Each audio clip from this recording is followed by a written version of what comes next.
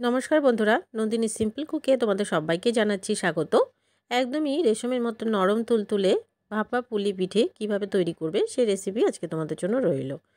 একদমই এই নরম তুলতুলে ভাপা পিঠে ঠান্ডা হয়ে গেলেও কিন্তু নরমই থাকবে, সেই টেকনিক আজকে তোমাদের সাথে শেয়ার করব। তাহলে চলো দেখে নিই কীভাবে এই রেসিপি আমি তৈরি করছি। ভেতর দিয়েও যেমনি নরম হবে আর ওপরটাও তেমনি নরম থাকবে এই পিঠে। পুরো ভিডিওটা দেখার অনুরোধ রইল বন্ধুরা। যদি ভালো লাগে একটা লাইক করতে ভুলো না। অনেক অনেক বেশি করে শেয়ার করে দিও। নতুন বন্ধু হয়ে থাকলে সাবস্ক্রাইব করে পাশে থেকো। তাহলে চলো দেখে নিই।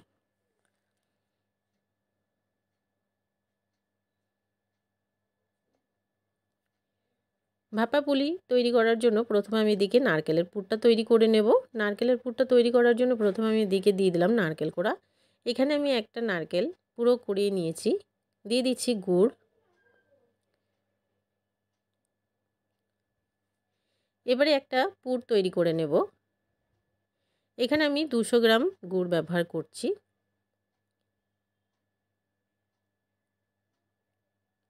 এবারে জাল দিয়ে দিয়ে পুরটাকে তৈরি করে নেব। কোনো রকম জল কিন্তু এখানে ব্যবহার করা যাবে না। নারকেল থেকে যে জলটা বেরোবে সেটা দিয়েই, আর গুড়টাও একদমই গলে যাবে, পুরটা তৈরি হয়ে যাবে খুব সুন্দরভাবেই। তো দেখতেই পাচ্ছ নারকেলটা একদমই সফট হয়ে গেছে আর গুড়টাও গলে গেছে।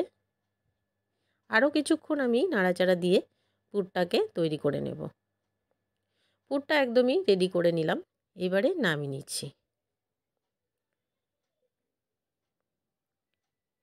এবারে এদিকে আরও একটা কড়াই বসিয়ে দিলাম। কড়াইতে দিয়ে দিচ্ছি 1 মগ জল।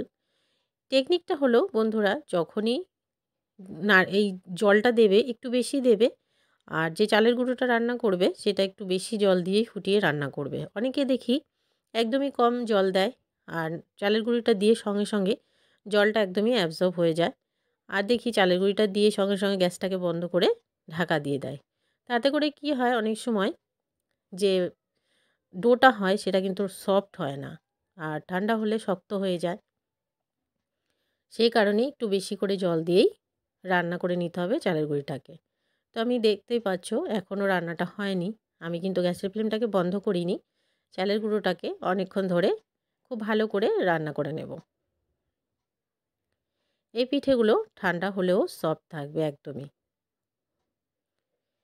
তো ডোটা একদমই কড়াই ছেড়ে দিচ্ছে, খুব ভালোভাবে রান্না করে নিলাম। এবার একটা প্লেটে নামিয়ে ঠান্ডা করে নেব। এবারে ছড়িয়ে দিয়ে আমি চালের গুঁড়োটাকে প্রথমে ঠান্ডা করে নেব। গরম অবস্থায় একদমই হাত দিতে যাবে না, তাহলে হাত কিন্তু পুড়ে যাবে। সেই কারণে ঠান্ডা হলে তবে হাত দেবে। একদমই ঠান্ডা করে নিলাম। এবারে হাতের সাহায্যে ডোটাকে এভাবে করে ডলে ডলে মেখে নেব। মেখে একদমই স্মুথ করে নিতে হবে। যতক্ষণ না স্মুথ হবে ততক্ষণ কিন্তু বানাতে যাবে না। যদি প্রয়োজন হয় এই সময় একটু ময়দা দিয়ে মাখতে পারো, তাহলে কি হবে, ডোটা ফাটবে না। যখন তোমরা পুলি পিঠেগুলো তৈরি করবে একদমই ফেটে যাবে না। খুব ভালো করে মেখে নিলাম। মেখে নিয়ে এবারে কিছুটা ডো আমি রেখে দিলাম, আর বাকি ডোটাকে আমি রেখে ঢাকা দিয়ে দেব। তাহলে গরম অবস্থাতে থাকলে ডোটা একদমই সফট থাকবে। এবারে এখান থেকে কিছুটা লেচি আমি কেটে নিলাম। এবারে হাতের সাহায্যে এভাবে করে বাটির আকার দিয়ে দেবো। আর যে নারকেলের পুরটা আমি আগেই রান্না করে রেখেছিলাম, বানিয়ে রেখেছিলাম, সেটা আমি একটু লাঠির মতো করে সাইজ করে রেখে দিয়েছি আগে থেকেই। এবারে মাঝখানে এভাবে করে দিয়ে দেবো, দিয়ে মুখটাকে বন্ধ করে দেবো।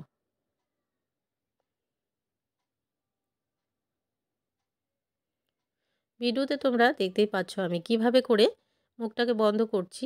এভাবে করে বন্ধ করে এবারে আঙ্গুলের সাহায্যে, একদমই উপরের আঙ্গুলের সাহায্যে এইভাবে করে মুড়িয়ে দেবে। মুড়িয়ে দিলে কি হবে, যখন তোমরা এগুলো ভাপে বসাবে একদমই ফাটবে না একটাও। অনেকে দেখবে ভাপে বসালে খুলে যায়, তো সেই খোলাটা একদমই হবে না, বা এগুলো দুধে রান্না করলেও খুলে যাবে না। আরও একটা আমি তোমাদেরকে বানিয়ে দেখিয়ে দিচ্ছি। এখনও ঠান্ডা ঠান্ডা ভাব রয়েছে, সেই কারণে পিঠেটা আমি তোমাদের সাথে শেয়ার করলাম। তো বন্ধুরা যদি ভালো লাগে অবশ্যই করে তোমরাও বানানোর চেষ্টা করো, এভাবে করে দেখবে ভীষণ ভালো হবে। আরও একটা আমি বানিয়ে দেখিয়ে দিচ্ছি। আবারও সেম প্রসেসে একটা বাটি শেপ দিয়ে নিলাম। আবারও মাঝখানে আবারও নারকেলের পুরটা দিয়ে বন্ধ করে দেব।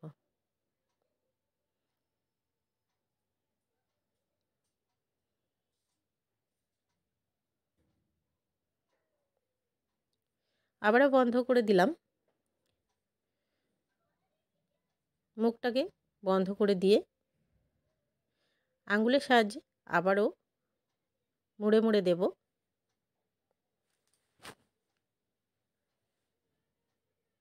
তো দেখতেই পাচ্ছ এভাবে করে আঙুলের সাহায্যে মুড়ে দেব। তাহলে খুব ভালোভাবে পিঠেগুলো ভাপে সেদ্ধ হয়ে যাবে আর একটা পিঠেও ফেটে যাবে না। বাকিগুলো বানিয়ে নিয়ে ফিরে আসছি। সমস্ত পিঠেগুলোকে বানিয়ে নিয়েছি।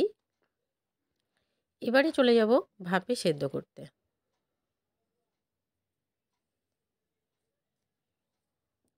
এবারে এদিকে আমি একটা কড়াই বসিয়ে দিলাম। কড়াইয়ের উপরে দিয়ে দিয়েছি এই ধরনের ছিদ্রযুক্ত একটা প্লেট। প্লেটে তেল মাখানোর কোনো প্রয়োজন নেই, এমনিতেই দেখবে এগুলো সেদ্ধ হয়ে গেলে উঠে আসবে। এবারে একটা একটা করে সমস্ত পিঠেগুলোকে আমি সাজিয়ে দেব।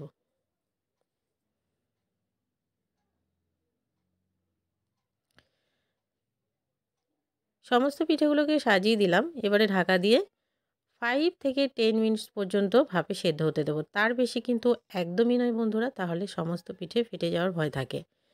আমরা অনেকটা সময় ভাবি যে সেদ্ধ করতে হবে, এগুলো আগে থেকেই সেদ্ধ আছে, সে কারণে 5 থেকে 10 মিনিটস পরে আমি ফিরে এলাম। তো দেখো আমি 10 মিনিটস একদমই ঘড়ি ধরা 10 মিনিটস সেদ্ধ করে নিয়েছি। তো পিঠেগুলো একদমই পারফেক্টভাবে সেদ্ধ হয়ে গেছে, একটা পিঠেও ভেঙে যায়নি। তো বন্ধুরা এবারে একটু ঠান্ডা করে নেব। ঠান্ডা করে নিয়ে আমি তোমাদেরকে সবগুলো নামিয়ে দেখিয়ে দিচ্ছি কেমন হয়েছে পিঠেগুলো।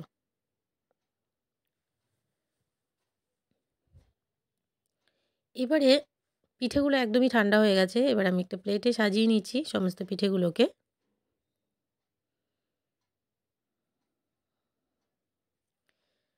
সমস্ত পিঠেগুলোকে প্লেটে সাজিয়ে নিয়ে আমি একটা তোমাদেরকে ভেঙে দেখিয়ে দেবো যে কতটা সফট হয়েছে। পিঠেগুলো কিন্তু একদমই ঠান্ডা হয়ে গেছে। এই পিঠেগুলো যদি একদিন রেখেও দাও তাহলেও কিন্তু পিঠেগুলো একদমই নরম তুলতুলে থাকবে, একটা পিঠেও শক্ত হবে না যদি এই প্রসেসে বানানো হয়।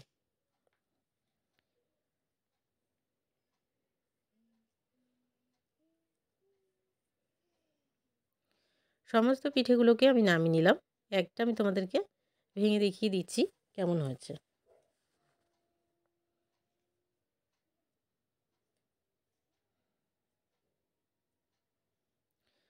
তো বন্ধুরা দেখো কতটা সফট হয়েছে পিঠেটা, আর ভেতরটা কত সুন্দরভাবে হয়ে গেছে, পুরটা কত সুন্দর দেখতে লাগছে।